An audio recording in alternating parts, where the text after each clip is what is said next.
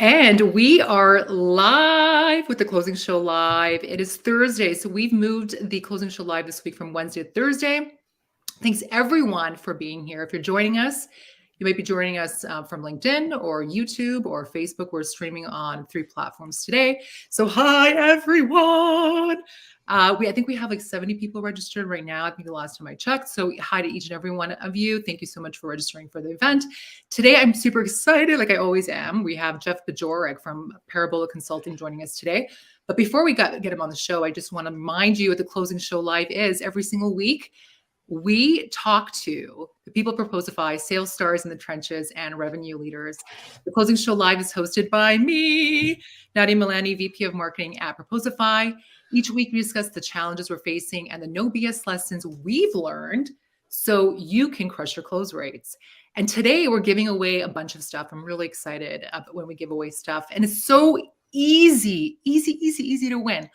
All you have to do is simply comment in one of the fields. If you're on YouTube or you're in LinkedIn, ask a question. Jeff is like super awesome. He is a very well-seasoned sales pro. He has all these frameworks that he knows about. So if you've seen Jeff somewhere else, have listened to another podcast, and you just want to ask a question, bring the questions to the show. Enter them into the comment field, and you're going to be entered to win one of 3 Proposify swag bags. So I asked my team, like, what should we give away this week? And they just said, give away everything. So we're going to be giving away t-shirts, mugs, and other goodies in those swag bags. All you got to do is comment in the fields.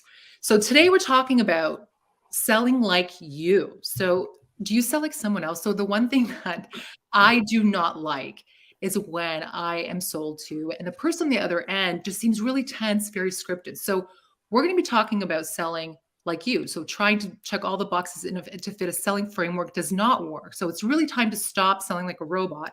Sell like you. So Jeff Bajorek walks us through his selling career, and he's going to share today how to rethink the way you're selling. So welcome to the show, Jeff. Thank you for having me. What a lovely introduction. Thank you. I You're try. really nice. I try. And you know what? I'm getting better and better every single week that we've been doing this. So welcome to the show, Jeff. I'm so happy you're here. No, thank you for having me. And I remember when you invited me on this show, I went back and I looked, and it was like your very first episode or something, right after we connected or right before we connected. And I was watching, and I was like, wait a second, this is your first show? Like, you have, and I think I told you this. I said, you are going to be impressed by how much better you get as you go. But it was already such a quality premium product that you put on. You're effortless as a host. Amazing. It certainly looks effortless to us. So if you agree with Jeff, let me know. Put it in the comment fields. If I can improve, yes. let me know how to. Because I always think you learn from what you're doing well, but you also learn about what you're not doing well. So I find that like sometimes it's the stuff that you can improve on that I feel like makes me even better. But I am like, I remember that message, and I was like, oh God, I don't know how that went. It was my first, and that really gave me the motivation to like, you know what, I'm going to crush the next episode. Nadia's Hunter. Thank you. We got Nadia's amazing in the comments. Fantastic. This isn't about me. So let's not talk about me. This is about Jeff, because you know what? He knows his stuff, and I want to get to the question. So you are a seasoned salesperson. I actually just listened to your episode that you did in 2020 on 30 minutes to President's Club. Any 30 minutes to President's Club fans in the house? Nick Cielski, Armand. So if you are actually one of Proposify's top 20 sales voices this year, but you did an episode in 2020, and it was awesome. It was about sales frameworks.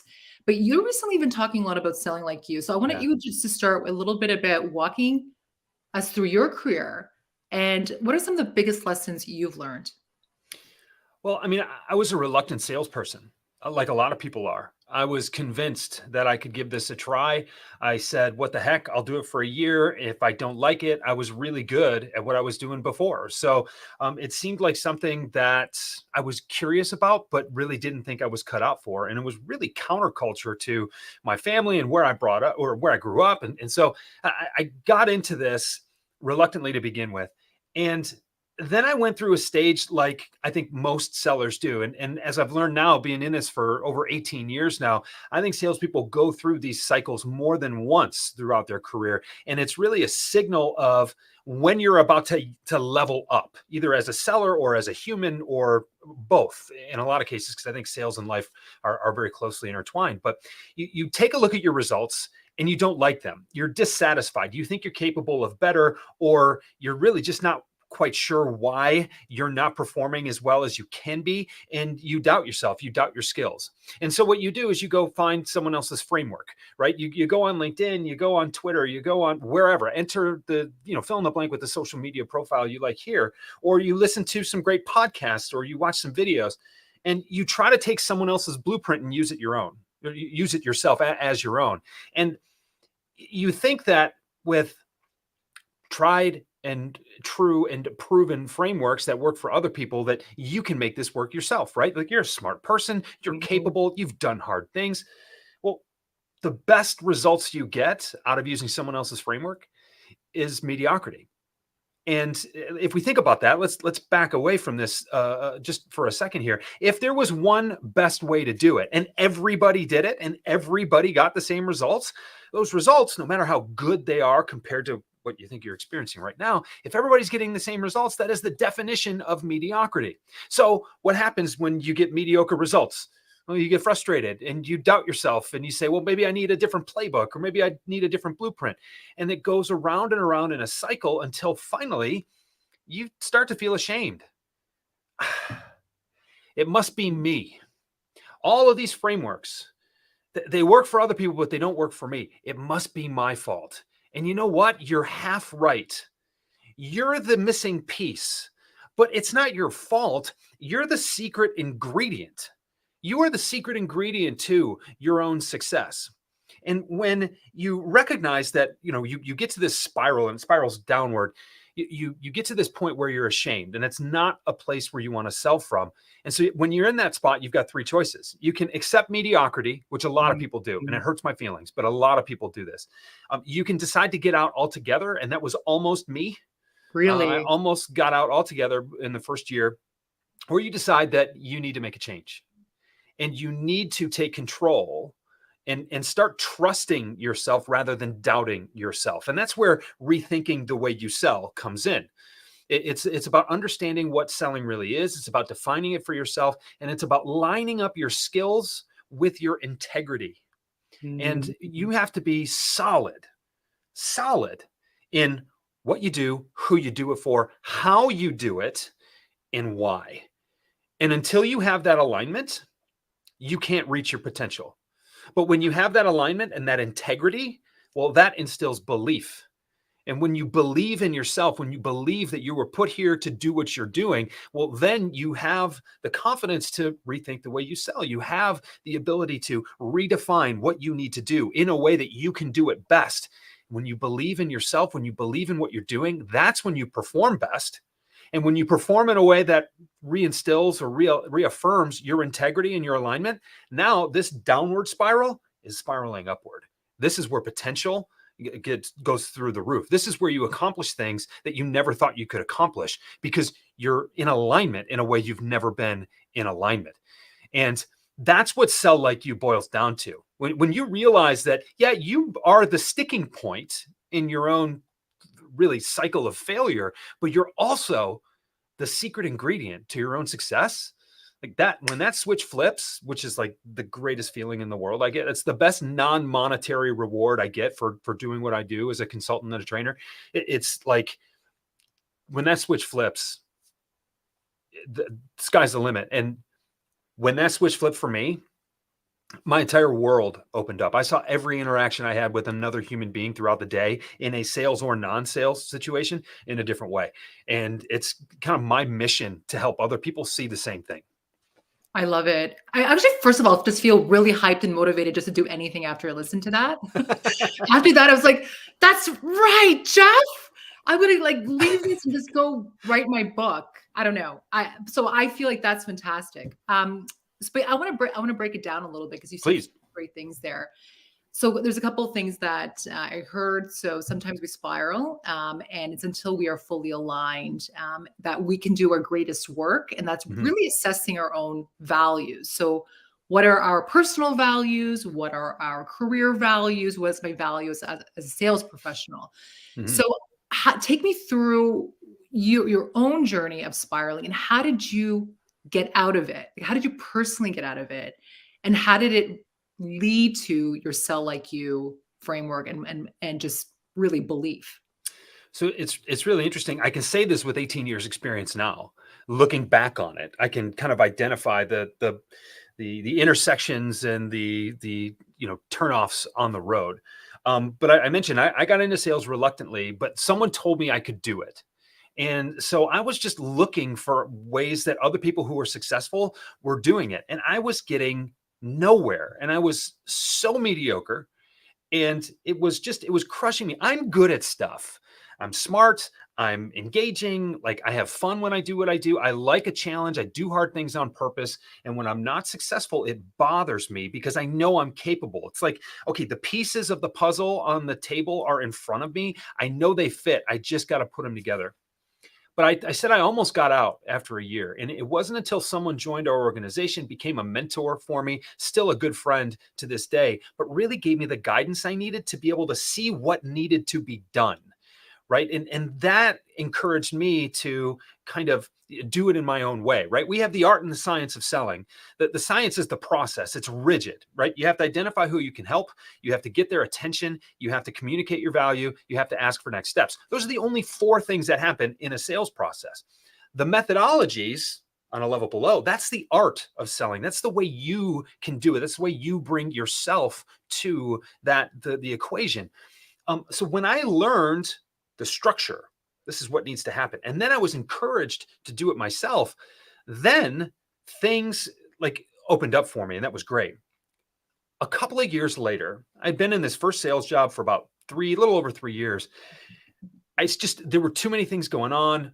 I had been set in my ways. There were a lot of things I was suppressing, a lot of instincts I was suppressing, to where it would be like, I think this is the right thing to do. I really feel like this would help me be successful, but I don't think whatever that means, whoever we are, I don't think we do it this way. Finally got the right call from the right recruiter on the right day and decided to make a change. Yeah. And that was my moment.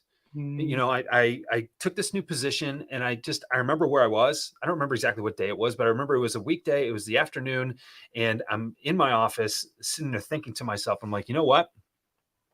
All that stuff I've been suppressing, I need to do that. I need to put this into play. I have a fresh start. I'm a huge believer in fresh starts.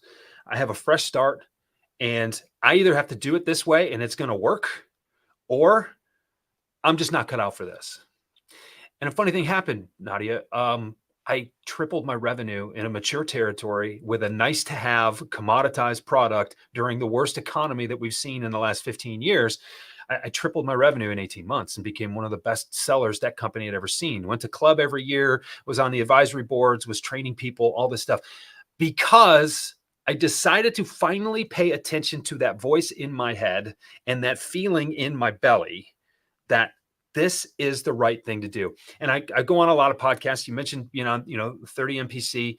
Like, I'm asked a lot, what would you tell younger Jeff? What would you tell new to sales Jeff? And it is unequivocally right away. It's trust yourself, because your gut has never let you wrong, or it's never led you astray. It's never done you wrong. Trust it. And there's a lot of talk out there among salespeople about how we need to get our prospects and our customers to trust us more. You need to trust you more. You doubt yourself. And I'm not speaking directly just to you, Nadia, but like anybody watching this right now, it's okay. You need to trust yourself more, because you have never done yourself wrong. You have never, except when you've second guessed all that intuition. We know intuitively how things are supposed to feel. And when they don't feel good, we can tell. And when we just tell ourselves like, whatever, just get over it, that's where we start being led astray.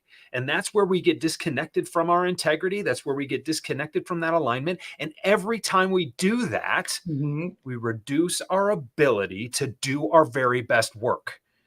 That's the fact. And the sooner you realize, the better off you'll be.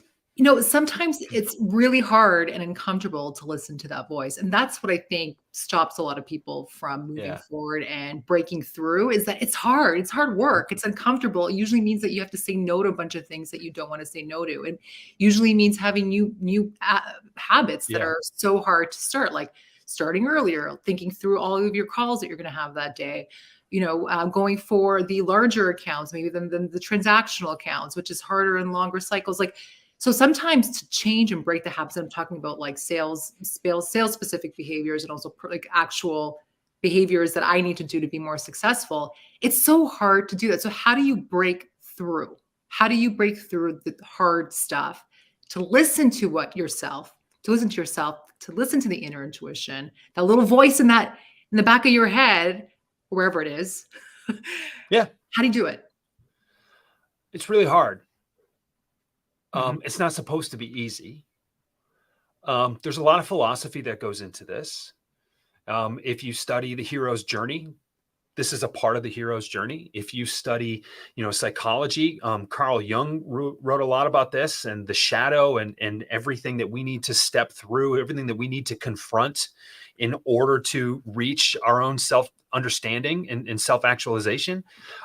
Stephen Pressfield is a much more contemporary author, and someone I've been listening and reading for a while. He talks about resistance with a capital R. It's this insidious evil force that prevents us from taking that step, from reaching a higher plane, from that self-actualization. These common themes are not coincidental. So the way you do it is you either intuitively recognize it. You either recognize that this is hard for a reason, and I'm being pulled in this direction because that is what needs to be overcome in order for me to take that next step in my progress. You need to decide that the pain of inaction is greater than the pain of action, which is something we need to lead our prospects and customers through all the time, right? You, at some point, you just need to get sick and tired of being mediocre. Yeah. And you have to recognize that you are capable of great things. I heard Jay-Z say this is years ago. He said, everybody in the world has Hall of Fame talent in some way, shape, or form. Are you able to find it? Are you able to exploit it? Are you able to do something with it? Right. There we go. And that from Jay-Z himself, not him himself, but a good quote from him. I mean, that personal journey, we're not here for everything to be easy, Nadia. Right. And I also believe that, every obstacle presents an opportunity. So when I continue to run up against this brick wall, when I continue to hit this resistance, like, what am I supposed to learn? Other than just getting a headache from jamming my head into it all the time, what am I supposed to learn from this?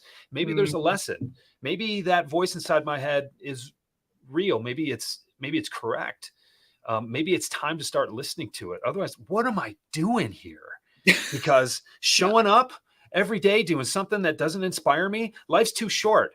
And then what is the example I'm setting for my kids? What is the example I'm setting for myself? Like, we can go as far out, in any direction as you want to, but like, I believe that we're all called to do something.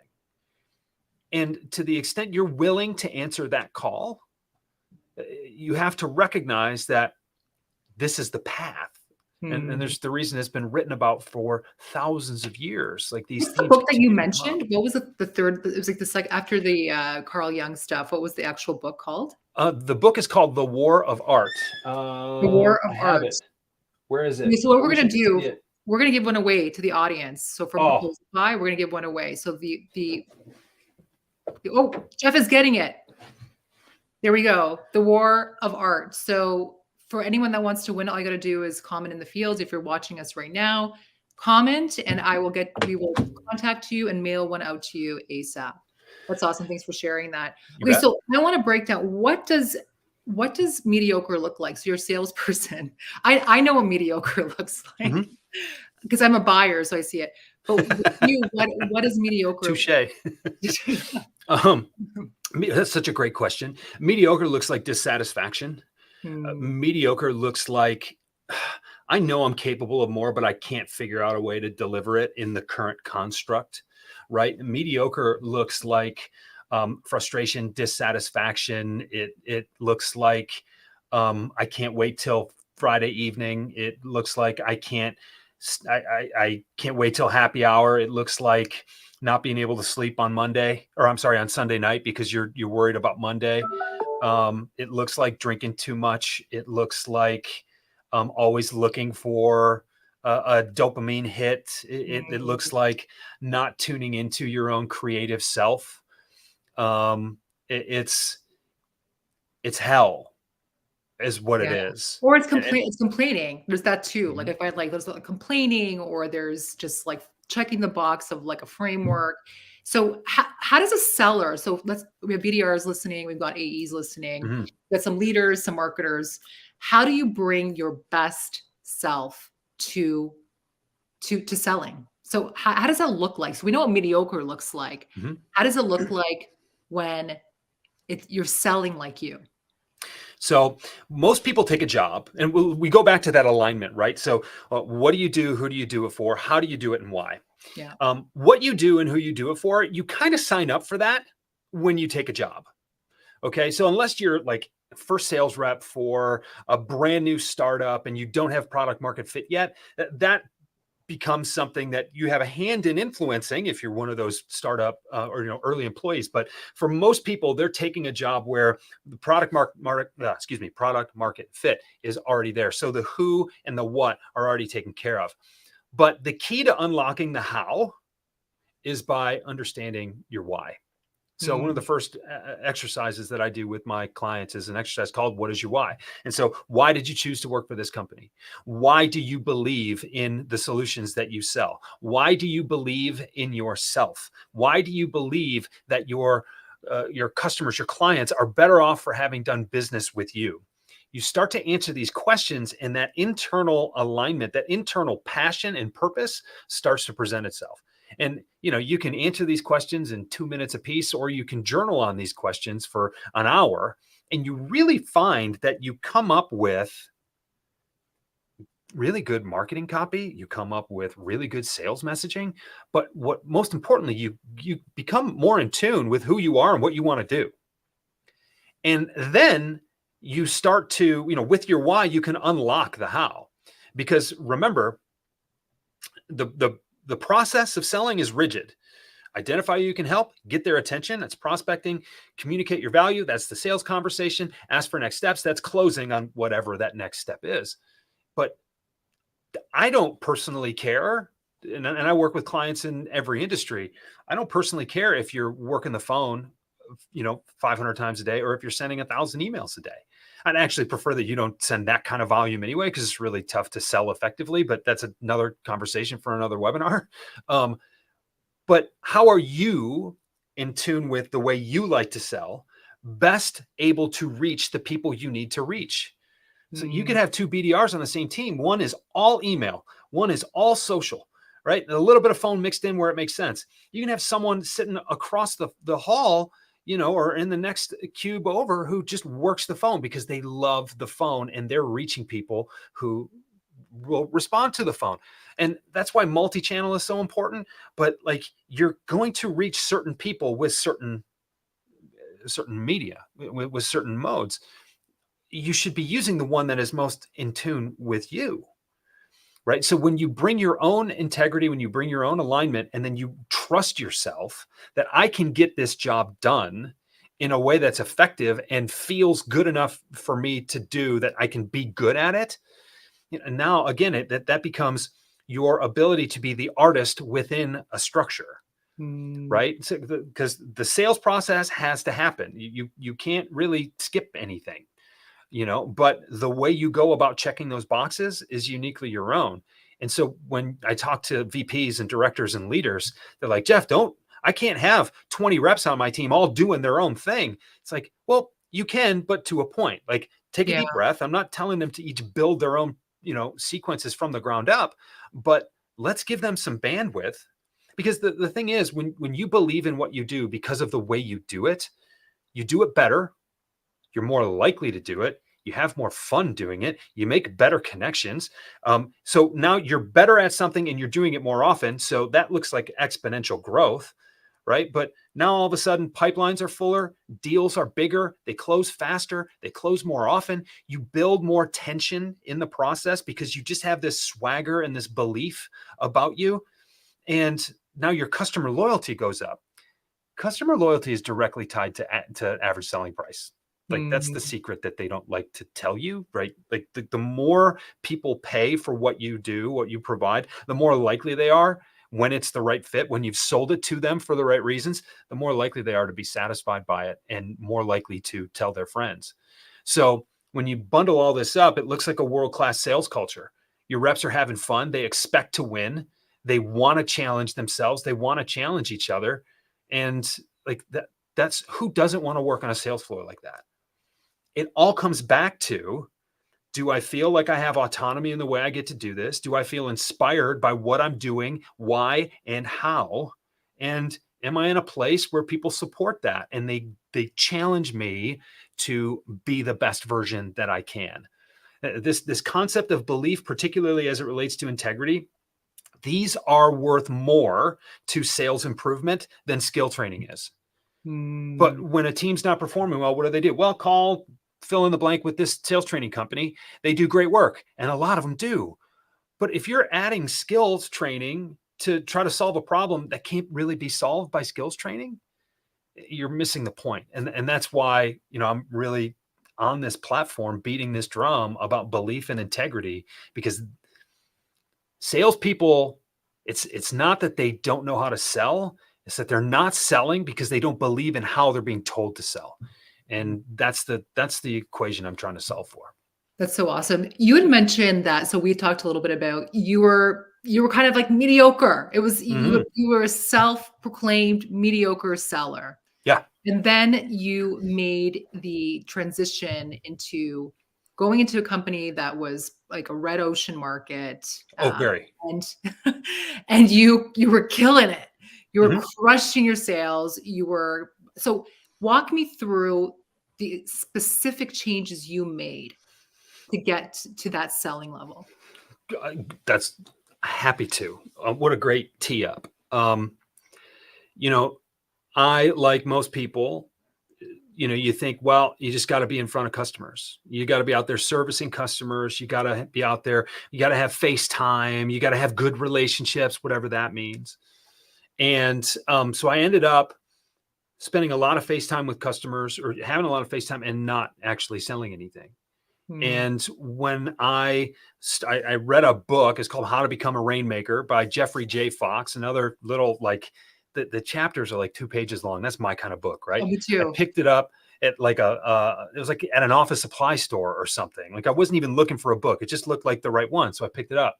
And that's where I got this idea of just the 4 steps to the sales cycle. And Jeffrey Fox defines them a little bit differently. I've modified it since then, but I was like, okay, well, what I need to do is focus on sales activities and the stuff that's really going to move the needle, instead of let me just be everywhere all the time. Let me try to be everything to everyone.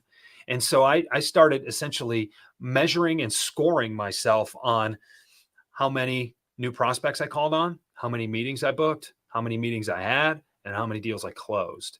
And like that different approach, like I say I tripled my revenue. That happened. What I didn't mention until right now is I did it in a third of the time. Wow. And so I'm going, actively working like 25, 30 hours a week, and just seeing my numbers rise and seeing my customers be happier with me. Here's the most telling thing, though. A couple months after I got into this new gig, I'm sitting down, I'm watching the ball game or something like that. And my wife looks across the room at me and she says, "Welcome home." And I said, Hmm. "What do you mean? I'm here." She's like, "No, no, no, no. You're physically here. You've physically been here the whole time." You say, "But you're all here now. Like it feels like I have Jeff back again."